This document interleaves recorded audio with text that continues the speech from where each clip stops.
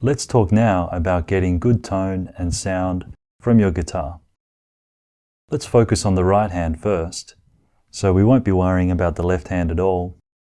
Let's zoom in on the right hand and have a look at what's happening there. In the next video, we'll talk about the left hand and how that is just as important to achieving good tone and sound. One important part of getting a good sound with the right hand technique is the angle of your pick in relation to your strings on your guitar.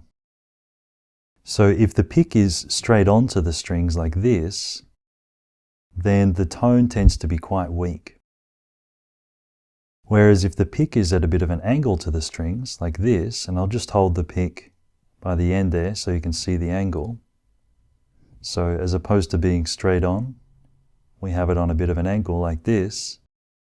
Then what happens is the side of the pick that I'm using here actually gets to caress the string a little bit.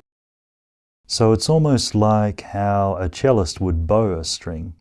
You get to, instead of just picking with a little bit of the pick, you actually get to really shape the note and shape the string with your playing.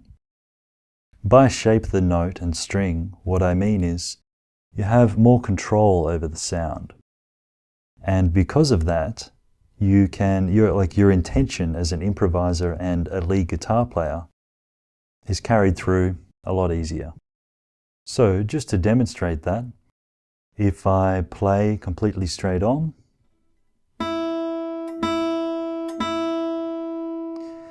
the sound tends to be quite weak and only a little bit of the pick is touching the string. If I adjust and put the pick on a bit of an angle like we talked about, so that the pick can stroke the string and I can shape the note a bit more, we get this sound.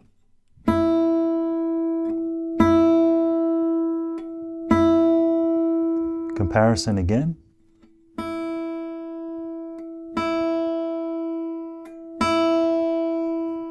On an angle.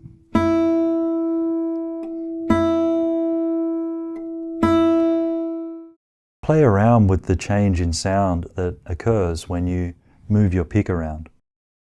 Because it's really important to realize that you have a lot of control over the sound with this hand, the left hand as well. But this means you can customize your sound to get what you want. And if you want a richer sound, having the pick on an angle, like this, will allow you to stroke the string, essentially bowing it, like a cellist perhaps, and therefore be able to get a fuller sound that has been affected more by the pick. So using your pick in this way will also depend on what kind of pick you have. For example, I'm just using a 2mm Dunlop pick and I'm using the side of the pick. I'm not using the tip. And this was explained in the previous video on how to hold the pick. But if you're using a wagon, for example, then holding it on an angle will not be as necessary because there's already a bevel in the pick.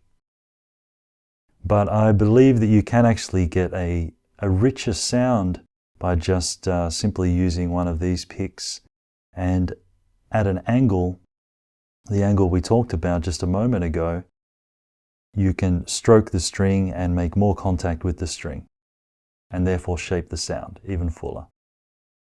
It's really important to have a relaxed and easily rotating wrist. When you're relaxed, you're better at everything, and that applies to both hands. But in relation to getting a good sound on your guitar from your right hand, make sure your wrist is always freely rotating and able to move across strings nice and easily. Try not to plant on the guitar if you can avoid it. In the next video, we'll talk about the left hand and how that is just as important to getting a good sound in gypsy jazz lead playing. See you there.